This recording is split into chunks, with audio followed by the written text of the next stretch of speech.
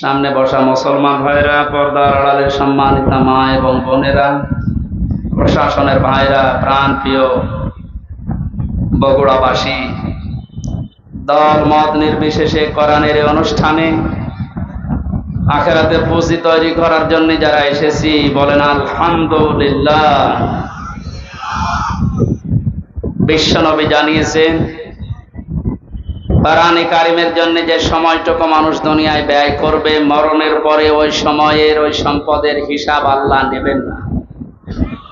হাদিস অনুযায়ী আমরা যদি আমল করতে পারি, আমাদের জীবন, আমাদের সম্পদ দুনিয়াতে যতটুকু পেয়েছি এটা যেন কোরআনের পেছনে ব্যয় হয়।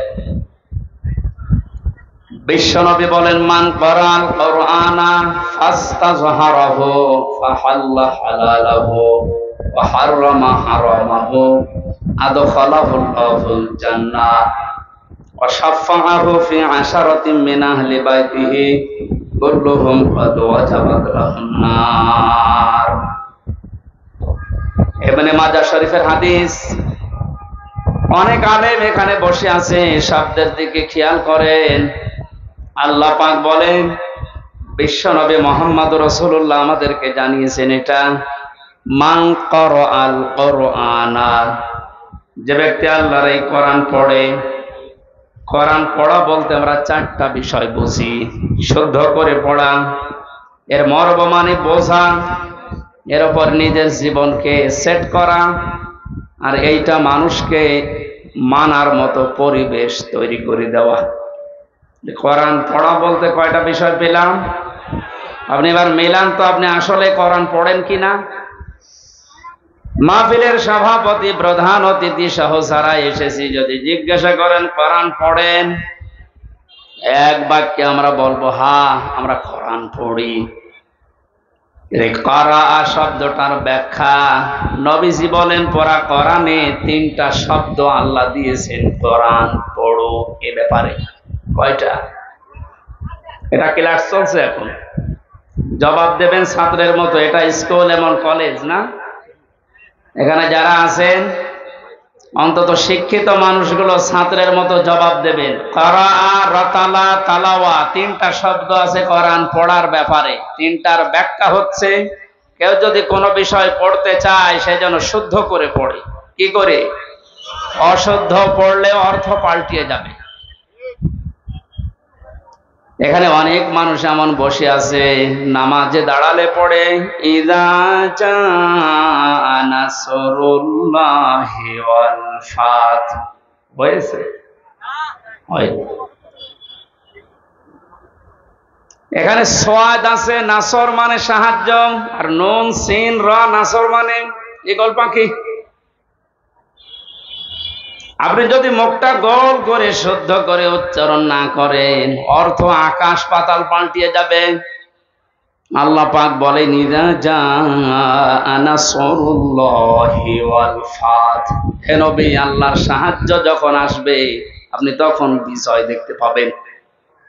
যদি মুখটা গোল না করে সিন দিয়ে উচ্চারণ করেন, অর্থ হয়ে যাচ্ছে হে নবী যখন শকুন আসবে, ঈগল পাখি আসবে, তখন আপনি বিজয় পাবেন। হয়েছে? এখানে শুধু কোরআন শরীফ না, দুনিয়ার যে কোনো বিষয় কেউ যদি পড়তে চায়, এর হক আদায় করে সঠিকভাবে চারটা বিষয় তাকে মানা লাগবে। এক নম্বরে ওটা পড়া লাগবে শুদ্ধ করে। কি করে?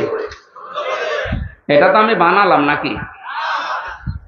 কোরআনে কারীম জানিয়েছে ওয়ারাত্তিলিল কুরআনা তারতিলা, হে নবী আপনি কোরআন পড়বেন শুদ্ধ করে, স্পষ্টভাবে, থেমে থেমে। প্রধান অতিথি সহ যারা এখানে আছেন, নবীজির এই হাদিসের প্রথম অংশটা আমরা একটু মিলাই আমাদের জীবনে। নবীজি জানিয়েছেন যে ব্যক্তি কোরআন পড়ে, আপনি তো বলছেন আমি কোরআন পড়ি, তাহলে এটা শুদ্ধ করে পড়া লাগবে আপনাকে। আমি আল কোরআন রিসার্চ ফাউন্ডেশনের সদস্য ছিলাম এক সময়। আমি দেখেছি এই দেশের জরিপে 100 জনের 95 জন আল্লাহর কোরআন শরীফ শুদ্ধ করে পড়তে পারে না। রিপোর্ট কি খুব ভালো রিপোর্ট না। এই জন্য আহ্বান জানাচ্ছি, অন্য ধর্মের লোক এখানে যেহেতু নেই, আমরা সব মুসলিম দাবি করছি, আমাদের জীবনের 1 নাম্বার টার্গেট বানানো লাগবে আল্লাহর এই কোরআন আমরা শুদ্ধ করে পড়ব। 2 নাম্বারের মর্ম মানে বুঝতে হবে। কেন? কোরআনে কারীম জানিয়েছে, ওয়াইদা সামিউ মা উনজিলা ইলার রাসূলি তারা আ'য়ুনাহুম তাফিদু মিনাত তামি'i মিম্মা আরাফু মিনাল হক ইলা আখির আয়াত। সূরা মায়েদা 7 নাম্বার পারার 1ম নাম্বার পৃষ্ঠার 1ম নাম্বার লাইনের 83 নাম্বার আয়াতের প্রথম অংশে আছে। এটা তাফসিরে ইবনে কাসিরে পাবেন। আল্লাহ পাক বলেন, হে নবী, আপনি যখন আমার বান্দাদের সামনে কোরআন পড়বেন, যারা এর মর্ম মানেগুলো অনুধাবন করতে পারে, বুঝতে পারে যে আমি কি বলতে চাই, আপনি দেখবেন তাদের চোখ দিয়ে মনের অজান্তেই পানি পড়ছে। কোরআনের আলোচনায় সবার চোখে পানি আসবে না, এটা বোঝার মতো যোগ্যতা আপনার থাকা লাগবে। এই জন্য কোরআন যদি কেউ হক আদায় করে পড়তে চায়, মাস্ট বি তাকে এটা বোঝার চেষ্টা চালাতে হবে। 4বার আল্লাহ এই ঘোষণা আমাদেরকে কোরআনে শোনাচ্ছেন, ওয়ালাকাদ ইয়াসসারনাল কোরআনা লিযিকরি ফাহাল মিন মুদ্দাকির। অবশ্যই আমার এই কোরআনকে আমি বোঝার জন্য, পড়ার জন্য, এটা মানার জন্য সহজ করে দিয়েছি। কেউ কি আসো এখান থেকে শিক্ষা নেওয়ার জন্য? ও বগুড়াবাসী, আমরা আজকে থেকে আল্লাহর এই আফসোস আর থাকতে দেব না। যতদিন জীবন আছে কোরআন বুঝে মরার চেষ্টা করব ইনশাআল্লাহ। 3 নাম্বারে শুধু না, এটা আমাদের বোঝার চেষ্টা চালাতে হবে। তাহলে কোরআন যদি কেউ বলে আমি কোরআন পড়ি, তার শর্ত মানা লাগবে কয়টা? 1 নাম্বারে শুদ্ধ করে, 2 নাম্বারে বুঝতে হবে, 3 নাম্বারে যে বুঝবে ওই বিষয়ের উপরে তার বাস্তব জীবনে আমল করা লাগবে। এটাই ঝামেলা। আমরা জানি না এখানে এমন কেউ নেই যে টাকা ছেড়ে রাখে। যারা টাকা আসে, সুদের এই টাকা নেওয়া হারাম, এ জানে নাকি? হিন্দুও জানে, কথা বলেন না কেন? এটা জানার পরও আমাদের আমল আছে। বলে এই যে 1 বিঘা জমি দেয়, 1 লক্ষ টাকা নেয়, 8-10 বছর এটা চাষ করে খায়, যখন ফেরত দেয় তখন 1 লক্ষ টাকায় ফেরত দেওয়া লাগে। এই সিস্টেম আছে না দেশে? এই নাম কি? এগ্রিমেন্ট? না না, এটা জায়েজ না। জায়েজ আছে খাই খালাসিটা, যেটা আপনি 1 বিঘা জমি দেবেন, 10,000 টাকা নিয়ে নেবেন, ওই খেয়ে দিয়ে শোধ আর টাকা ফেরত দেওয়া লাগবে। এই সিস্টেম আছে? আছে, কিন্তু কম। এখন জানে যে এটা লস হবে, এটার ভেতরে আমি নেই। হারামে আরাম বেশি নাকি? ছোট্ট একটা কথা কয়েক সেকেন্ডের ভেতরে বলছি। ওমান আরাদা আন যিকরি ফাইন্না লাহু মাঈশাতান দনকা। কোরআনে কারীমের সূরা তাহার 124 নম্বর আয়াতের প্রথম অংশে আছে। আল্লাহ পাক বলেন, আমার নিয়ম নীতি বাদ দিয়ে, আমার কোরআনের বিধান বাদ দিয়ে যদি কেউ উপায় করে, টাকা পয়সা আসবে, চর্ম চোখে দেখবে, বহু কিছুর মালিক হচ্ছে, কিন্তু ওর জীবনের এই আয় উন্নতিতে আমি কোনো বরকত রাখবো না। তাফসীরে কাবীরের ভেতরে দঙ্কার ব্যাখ্যা লিখেছে 7টা। এখানে আলেম আছে না? দঙ্কার 1 নম্বর ব্যাখ্যা হচ্ছে, পৃথিবীতে আল্লাহর নিয়ম নীতি, আল্লাহর আইন বাদ দিয়ে কেউ যদি উপায় করে, ওই টাকা পয়সা, ওই অর্থ সম্পদের ভেতর থেকে আল্লাহ বরকত তুলে নেয়। 2 নম্বরে, ওই মানুষগুলো যখন মারা যাবে, এই অবৈধ সম্পদের কারণে এই মানুষটা বেঈমান হয়ে মরবে। 3 নম্বরে, ওই মানুষকে আল্লাহ ওই অবৈধ সম্পদ দুনিয়াতে ভোগ করার সুযোগ দেবে না। এটা যে দেয় না, তার বাস্তব প্রমাণে দেশে নেই, নাম ধরা লাগবে। কত মানুষ আজ অবৈধ ভাবে উল্টা পাল্টা করে কামাই করে টাকা রাখার জায়গা নেই, ফ্রিজে রাখে, বালিশের ভেতরে রাখে। এটাও হচ্ছে না, বানাচ্ছে বেগম পাড়া। আপনি ভোগ করতে পারবেন না। যদি এগুলো ভোগ করে যেতে পারেন তাহলে কোরআন মিথ্যা হয়ে যাবে। আর আপনার মতো নাফরমানের জন্য আল্লাহ কোরআন শরীফ মিথ্যা করবে। যেন দুনিয়াতে আপনাকে ওই টাকা ওই সম্পদ ভোগ করার সুযোগ দেবে না, এর আগে আপনি পটল তুলবেন। 4 নাম্বারটা একটু ঝামেলা, এটা বাদ যাক। যারা আল্লাহর নিয়ম নীতি বাদ দিয়ে উপায় করেন সুদ ঘুষ, মানুষের উপরে জুলুম করে ফাঁকি দিয়ে অন্যায় ভাবে যেভাবে উপায় করছেন, আপনার মরণে দৃষ্টান্ত সৃষ্টি হবে দুনিয়ায়। পৃথিবী সাক্ষী হয়ে থাকবে আপনার মরণে। এটাও বেশি বলে ফেললাম নাকি? আপনি কি মনে করছেন আমি সব বানালাম একটা একটা করে? না, যেগুলো বলছি সব আমি পড়িয়ে এসেছি। অবৈধ ইনকামের মানুষকে আল্লাহ দৃষ্টান্ত করে রাখে দুনিয়াতে, তার মরণকে ইতিহাস বানিয়ে রাখে। আপনি এমনি টের পেয়েছেন, আমি জানি। এই জন্য আমরা সাবধান হব। জানি সবাই এটা হারাম, কোরআন থেকে হাদিস থেকে পড়েছি, জানার পরও যে লোকটা মানে না, ওর কোরআন পড়া হয়নি। 4 নাম্বারটা, এটা সবচাইতে বড় ঝামেলা এবং কঠিন। নবীজি বলেন কেউ যদি কোরআন পড়ে এ কথা বলে, সে শুদ্ধ করে পড়বে, সে ওইটা বোঝার চেষ্টা চালাবে, নিজে মানবে, এবং এটা মানুষ যেন মানতে পারে সেই ব্যবস্থা করে দেবে। এটা ঝামেলা না? এটা যদি আজ কেউ করতে চায়, সে সবচাইতে বড় বিপদে আছে এই বাংলাদেশে।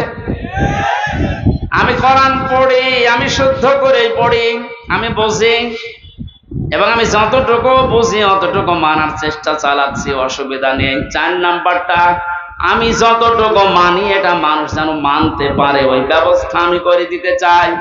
এটা কোরআন পড়ার 4 নাম্বার শর্ত। এক কথা বলছেন না কেন? 4 নাম্বারটা কি সহজ না কঠিন? এটা করতে গেলে আজ পদে পদে বিপদ। তাহলে 4টা শর্ত যারা মানে না, ওদের কোরআন পড়া হচ্ছে। জন্মের পর থেকে এটা শুনেছি, কেউ যদি কোরআনের একটা হরফ পড়ে তার নেকি হয় কয়টা?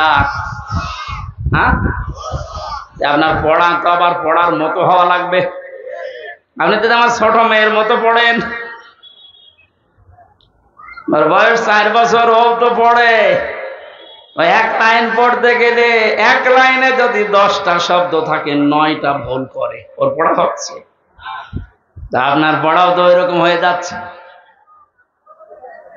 নবীজির হাদিসের প্রথম শব্দ ছিল, যে ব্যক্তি কোরআন পড়ে, তার মানে 4টা শর্ত যারা দুনিয়ায় মানতে পারে ওদের পড়া হয়, আর ওদের প্রতিটি অক্ষরে 10টা করে নেকি হয়। দ্বিতীয় শব্দ ছিল ফাস্তাযহারাহু, কোরআন পড়ে শেষ করে দেয় না, যে ব্যক্তি কোরআনকে ইজহার করার চেষ্টা চালায়। যারা আরবি গ্রামার বোঝে, ফাস্তাযহারাহু এই শব্দের ব্যাখ্যা আমি যত বেশি, আধুনিক ব্যাখ্যা হচ্ছে প্রকাশ করা, ইজহার করা, দাঁড় করানো, স্পষ্ট করা, কায়েম করা, বিজয় করা। কোরআন যারা পড়বে ওই 4টা হক অনুযায়ী এবং কোরআনকে বিজয়ী করার জন্য যারা চেষ্টা চালাবে, এই সংখ্যা বাংলাদেশে কম না বেশি? ও, একটা জরিপ পেয়েছিলাম, এই দেশের 100 জনের 15 জন মানুষ শুধু মন থেকে চায় যে কোরআনে কারিমে দেশে ফাস্তাযহারাহু এটা বিজয়ী হোক, আর বাকি 100 জনের 85 জন শুধু টানা নানায় আছে। দ্বিতীয় পয়েন্টটা হচ্ছে না। 3 নম্বরে কি ছিল? ফাহাল্লা হালালাহু ওয়া হারামা হারামাহু, যে ব্যক্তি কোরআনকে ইজহার করতে পারে, এই ব্যক্তি হালালকে হালাল মানবে, হারামকে হারাম জেনে ছেড়ে দেবে।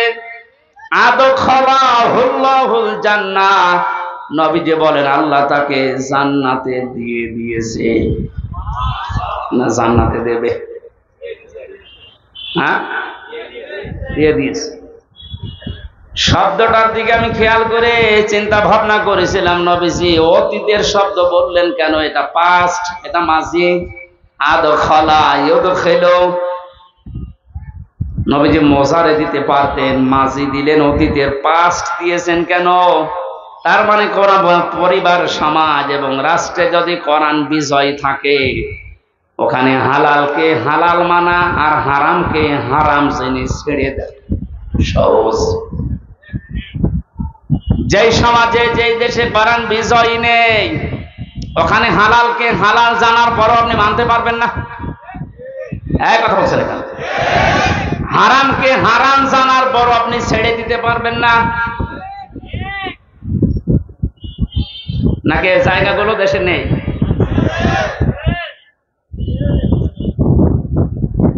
এই জন্য প্রতিটি শব্দের আগে দেখবেন ফা দেওয়া আছে। মান ক্বারাল কুরআনা ফাস্তাযহারাহু ফাহাল্লা হালালাহু, সব ফা দিয়ে আরম্ভ। ফায়ের ব্যাখ্যা আছে। ফা শব্দটা আরবি গ্রামার অনুযায়ী 19টা অর্থে ব্যবহার হয়। এখানে যে ফা দিয়ে নবী যে বাক্যগুলো আরম্ভ করছেন, প্রতিটির পেছনে লুকিয়ে আছে আগেরটা যদি মানতে পারো পরের ফল দেখতে পাবে। আপনি কোরআন পড়ছেন কি করে আপনি নিজে এবার টের পান? চারটা শর্ত মিলছে না। কোরআনকে এজাহার করার জন্য, বিজয় করার জন্য আপনার কোনো কার্যকারী ভূমিকা নেই। তাহলে হালালকে আপনি হালাল জেনে মানবেন কি করে? হারামকে হারাম জানার পরে ছেড়ে দেবেন কি করে? আদখালাহুল্লাহুল জান্নাত পরে, এর পরের শব্দে বেশি ওয়াশাফাহু ফি আশারাতিন মিন আহলি বাইতিহি কুল্লুহুম ক্বাদ ওয়াজাবাত লাহুন নার। বিশ্বনবী বলেন, সত্যি যদি আল্লাহ রাব্বুল আলামিনের হারামকে হারাম জানার পরে তুমি ছেড়ে দিতে পারো, হালালকে হালাল জেনে আঁকড়িয়ে ধরতে পারো, আল্লাহ তোমাকে শুধু জান্নাতে দেবে না, তোমার সুপারিশে পরিবারের 10 জন মানুষকে জান্নাতে দিয়ে দেবে। যাদের উপরে জাহান্নাম অবধারিত হয়ে গিয়েছিল, যে কোরআন শুনতে এসেছে আপনি বুঝলেন এর মর্যাদা কোথায়। আল্লাহ পাকে হাদিসটা আমাদের প্র্যাকটিক্যাল লাইফে সেট করার তৌফিক দেন, বলেন আমিন। দরুদ আর সালাম পড়ছে আমাদের নবী মুহাম্মদুর রাসূলুল্লাহ সাল্লাল্লাহু আলাইহি ওয়াসাল্লামের প্রতি। মহান আল্লাহ তার যে সমস্ত নাম আছে, এই নামগুলো দুনিয়াতে কয়েকটা নবীর নামের শেষে দিয়েছে। তার ভেতরে আমাদের নবীকে আল্লাহ দিয়েছেন রাউফুর রহিম, খুলুকুন আযীম। ইব্রাহিম নবী আলাইহিস সালামকে, ইসমাইল নবীকে দিয়েছিলেন গোলামিন হালিম, আমার সহনশীল বান্দা। ইসহাক নবীকে ডাক দিয়েছিলেন গোলামিন আলিম, আমার জ্ঞানী বান্দা। আর মুহাম্মদুর রাসূলুল্লাহকে দিয়েছেন খুলুকুন আযীম, আমার মহান বান্দা। এত বড় চরিত্র আমার নবী মুহাম্মদুর রাসূলুল্লাহকে আমি দিয়েছি, কিয়ামত পর্যন্ত মানুষ শুধু অনুসরণ করে যাবে, এর কোল কিনারা খুঁজে পাবে না, বলেন সুবহানাল্লাহ। সেই নবীর আদর্শ আজ আমাদের সামনে পড়ে আছে।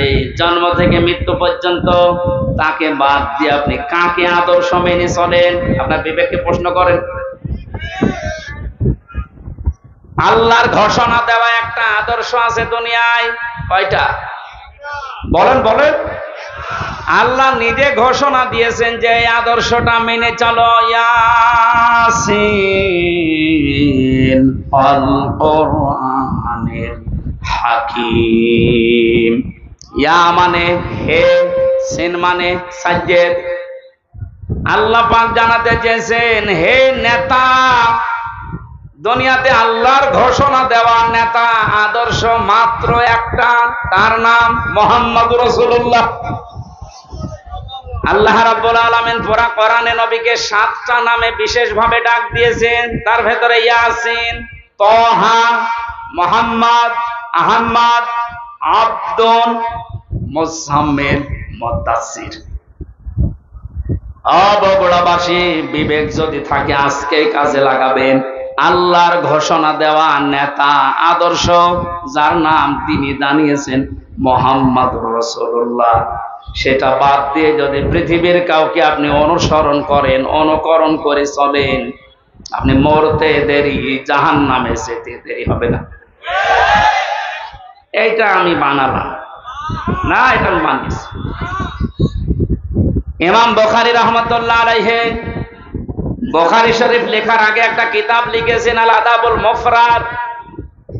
এখানে একটা হাদিস তিনি এনেছেন, 6 প্রকার মানুষকে আল্লাহ বিনা বিচারে বিনা হিসাবে, কোনো হিসাবও নেবে না, বিচারও করবে না, মরণের পরে তাদেরকে আল্লাহ জাহান্নামে পাঠিয়ে দেবে।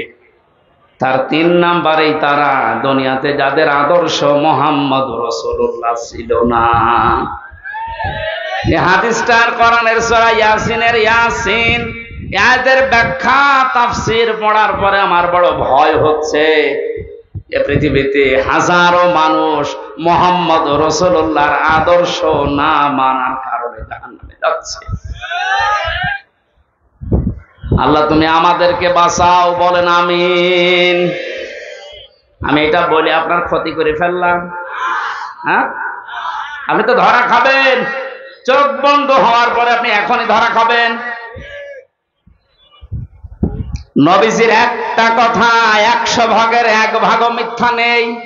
যাদের আদর্শ এখনো ঠিক হয়নি, মুহাম্মদ রাসূলুল্লাহ বাদ দিয়ে অন্য কাউকে যারা মেনে চলছেন, এখনই তওবা করে পরিবর্তন হবেন, নয়তো আপনার কোনো হিসাব নেই, বিচার নেই। আপনি মরে গেলেই বিনা হিসাবে বিনা বিচারে জাহান্নামী।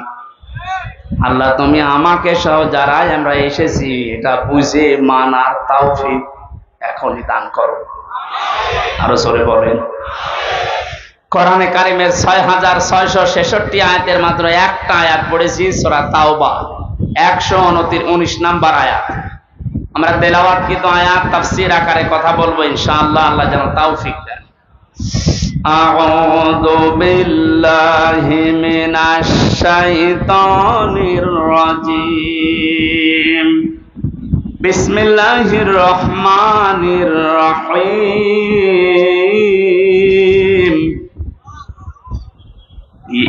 ইয়া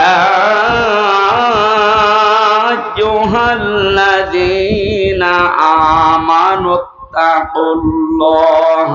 ওয়া কুনু মা'আস সাদিকিন। আল্লাহর ঘোষণা, ও হে ঈমানদারেরা। আল্লাহ কোন বেঈমানকে ডাক দিয়েছেন এখানে? তাহলে যদি কোনো বেঈমান থাকেন আপনি চলে যান, কারণ এই আয়াত আপনার জন্য না, আপনার জন্য আলাদা আয়াত আছে। বেঈমানের জন্য আল্লাহর ডাক ছিল ইয়া আইয়ুহাল্লাযীনা কাফারু, হে কাফেরেরা, হে বেঈমানেরা। এখানে কোন কাফের আছে? আমরা সব ঈমানদার। আমরা কি? এখন আমার ভেতরে ঈমান আছে কিনা এটা পরীক্ষা করার থার্মোমিটার আছে। সাহাবী প্রশ্ন করলেন, হে নবী আমার ভেতরে ঈমান আছে কিনা আমি কিভাবে বুঝতে পারবো, কিভাবে টের পাবো? আমি তো নামাজ আদায় করি, রোজা রাখি, কাবা শরীফ তাওয়াফ করি। আল্লাহর নবী বলেন, যত 2টা কাজ তোমার ভেতরে দেখতে পাও, ইযা সাররাতকা হাসানাতুকা ওয়া সাআতকা সাজ্জিয়াতুকা।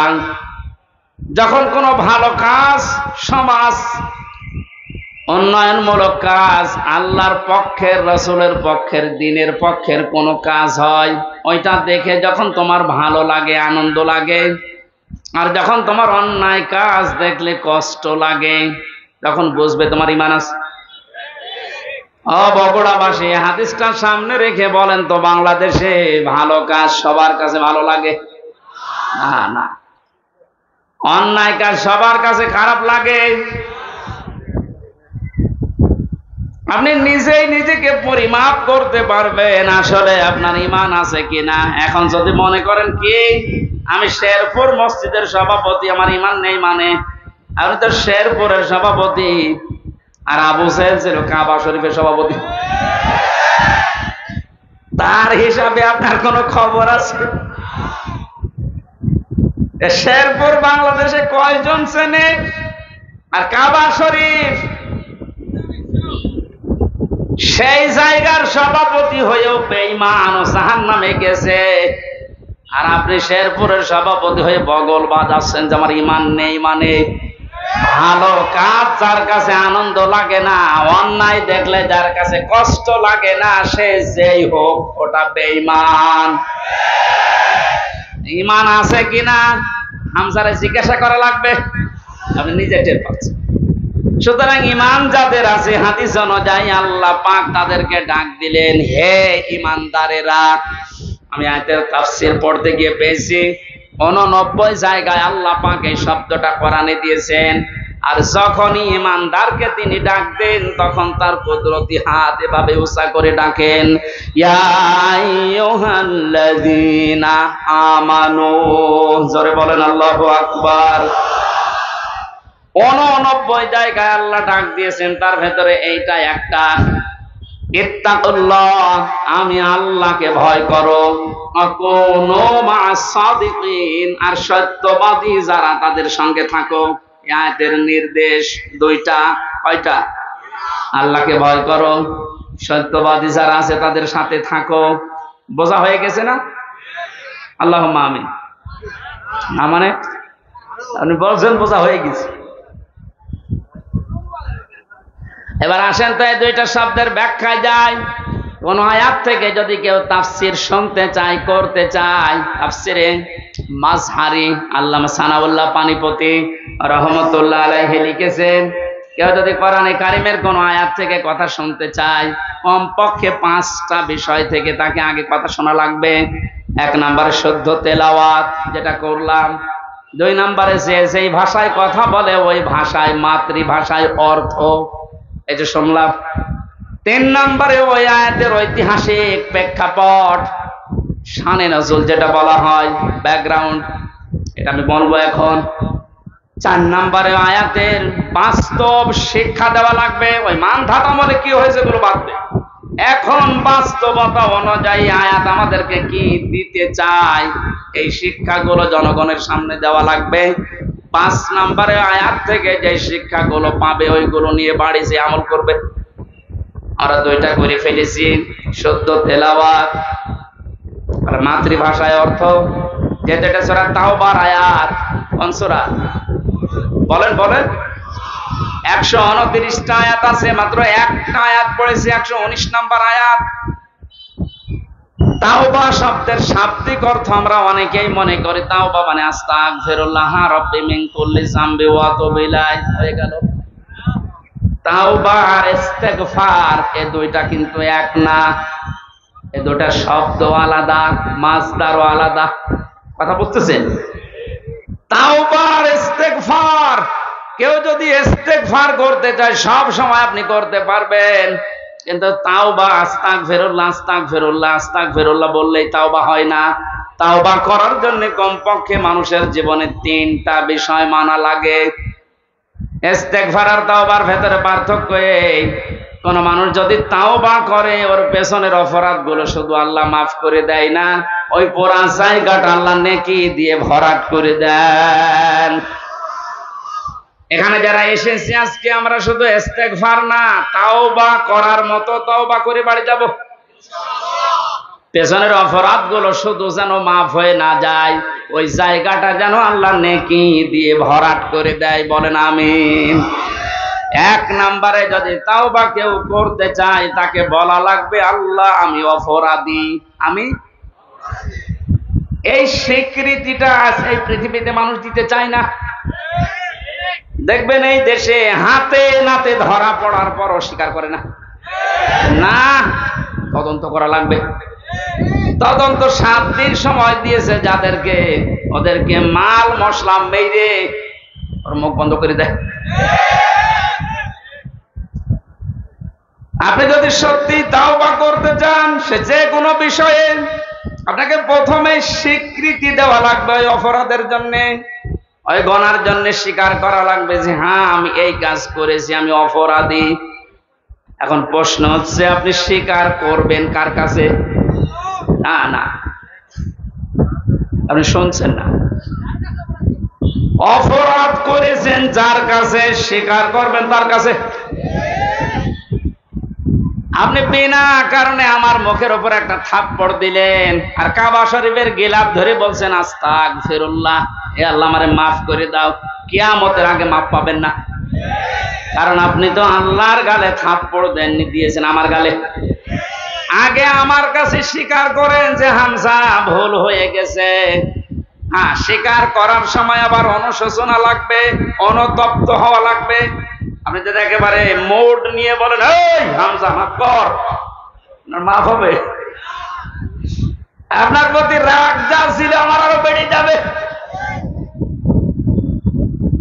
আমি আবার বলছি দ্বিতীয় পয়েন্টটা, তাওবা যদি কেউ সত্যিই করতে চায়, ওই মানুষটা অপরাধ করবে যার কাছে, স্বীকার করবে তার কাছে। আপনি অপরাধ যদি আপনার স্ত্রীর কাছে করে থাকেন, অবশ্যই স্বীকার করবেন স্ত্রীর কাছে, এটা কোনো দোষের কিছু না। স্ত্রীর কাছে দোষ করেছে আর শ্বশুরের কাছে বলছে শ্বশুর আমারে মাফ করে দেন, হবে না। বিনা কারণে আপনি আমাকে পুলিশের হাতে তুলে দিলেন, আমি কিছুই জানি না ওই বিষয়ে, আর আপনি মাফ চাচ্ছেন মসজিদে নামাজ পড়ে, কিয়ামতের আগে মাফ পাবেন না। এইটা মনে হয় এই এলাকায় আছে।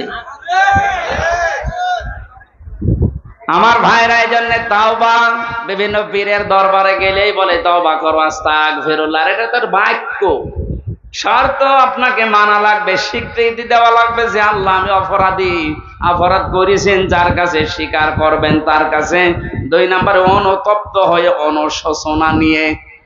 3 নম্বরে জীবনে এই কাজ আমি আর কোনোদিন করব না, জীবনের মতো ফিরে আসলাম। এই 3টার শর্ত যদি কেউ মেনে নিতে পারে, আল্লাহ পাক বলেন ওর পেছনের অপরাধ শুধু মাফ হবে না, ফাউলাইকা ইউবাদদিলুল্লাহু সাইয়্যাতিহিম হাসানাত। ওর পেছনের পুরা অপরাধ আল্লাহ মাফ করে দিয়ে পুরা জায়গাটা নেকি দিয়ে পাল্টিয়ে দেবেন। বলেন সুবহানাল্লাহ। সূরা তাওবা থেকে যখন কথা শুনছি, আল্লাহ এই তাওবা যেন আমাদের নসিব করেন। এবার আমরা ব্যাখ্যায় যাচ্ছি। আল্লাহ পাক ঈমানদারকে ডাক দিয়ে তাকে ভয় করার জন্য আহ্বান জানিয়েছেন, আদেশ দিচ্ছেন। এখন ভয় কি? জন্মের পর থেকে শব্দটা আমিও শুনছি যে আল্লাহকে ভয় করো, আল্লাহকে ভয় করো। কি এটা কি? তাকওয়ার যে ব্যাখ্যাগুলো আমরা বলি, আধুনিক ব্যাখ্যা হচ্ছে যে যেই বিষয়ে কাজে আছে ওই বিষয়ের জ্ঞান অর্জন করে প্রশিক্ষণ নিয়ে ওই কাজ আঞ্জাম দেওয়ার নাম হচ্ছে তাকওয়া। আমি আবার বলছি, যে যেই কর্মজীবনে আছেন, যে যেই জায়গাটা দখল করে আছেন, ওই বিষয়ের উপরে জ্ঞান অর্জন করে দক্ষতা প্রশিক্ষণ নিয়ে ওই কাজে আঞ্জাম দেওয়ার নাম হচ্ছে তাকওয়া। না হয়নি? আমি আবার বলছি, তাকওয়া মানে শুধু আমার মতো জুব্বা গায়ে দিয়ে, বড় পাগড়ি গলায় নিয়ে, হাতে তসবিহ নিয়ে শুধু সুবহানাল্লাহ সুবহানাল্লাহ বলা না। তাকওয়া মানে যে যেখানে আছেন ওই জায়গায় ওই জায়গার জ্ঞান অর্জন করে, দক্ষতা প্রশিক্ষণ নিয়ে দক্ষতা অর্জন করে ওই কাজ আঞ্জাম দেওয়ার নাম তাকওয়া। এটা যদি আজ বাংলাদেশে থাকতো, আমরা অনেক উপরে চলে যেতাম। অধিকাংশ মানুষকে এমন দায়িত্ব পালন করতে দেখা যায়, ও বিষয়ে কোনদিনের পড়াশোনা নেই, দক্ষতা নেই, প্রশিক্ষণ নেই, আন্দাজে ওই কাজে হাত দিয়ে তার 12টা বাজায় আরো বেশি। নিচে নামা লাগবে? ঠিক আছে। তাকওয়ার দ্বিতীয় ব্যাখ্যা হচ্ছে আল্লাহর নিষিদ্ধ কাজগুলো জানার পরে শুধু ছেড়ে দেওয়া না, ঘৃণা করে ছেড়ে দেওয়ার নাম তাকওয়া। কথা বুঝতেছে? আল্লাহ আমাদেরকে তাকওয়া অর্জন করার মাধ্যমে 9টা উপকার করতে চেয়েছেন। দুনিয়াতে কেউ যদি তাকওয়াবান হতে পারে, তাকওয়া মানে কি শুধু জুব্বা গায়ে দেওয়া, শুধু জিকির করা? যেখানে যেই কাজে আপনি হাত দিয়েছেন, হ্যাঁ আপনি লেবার, কোনো অসুবিধা নেই, আপনি গাড়ি সারেন, মনে করেন গাড়ির মিস্ত্রি, ওই বিষয়ের উপরে লেখাপড়া করে, ওই বিষয়ে প্রশিক্ষণ নিয়ে দক্ষতা অর্জন করে ওই কাজকে সুচারুরূপে আঞ্জাম দেওয়ার নাম কি? আরো জোরে বলেন। আর চাইনার দিকে তাকান, দিন দিন উন্নতি এমনি করছে, এইটা থাকার কারণ। ওরা যে যে বিষয়ের উপরে দক্ষতা অর্জন করে লেখাপড়া, আমি জেলে যখন ছিলাম 3টা বছর, কয়েকজন চাইনিজ আমার সাথে ছিল। ওরা কি টাকা পয়সার ঝামেলার কারণে ধরা পড়েছিল আর দিয়েছে আমার পাশের রুমে। ভাষা তো বুঝতাম না, কিন্তু কর্মদক্ষতা, ওদের যে কাজ কারবার ভেতরে এত বুদ্ধি, জীবনে কোনোদিন কল্পনাও আসে নাই যে এই পানির বোতল দিয়ে এই কাজ করা যায়। ও ছাতা ওইটা করে দেখাচ্ছে। তো এই বিষয়ের উপর এদের লেখাপড়া আছে, কর্মদক্ষতা আছে এবং প্রশিক্ষণ নিয়েছে, এই জন্য দিন দিন ওরা উপরে উঠতেছে। আজ আমরা ওদের মতো যদি তাকওয়াটা বুঝতাম আর বাস্তবে কাজে লাগাতাম,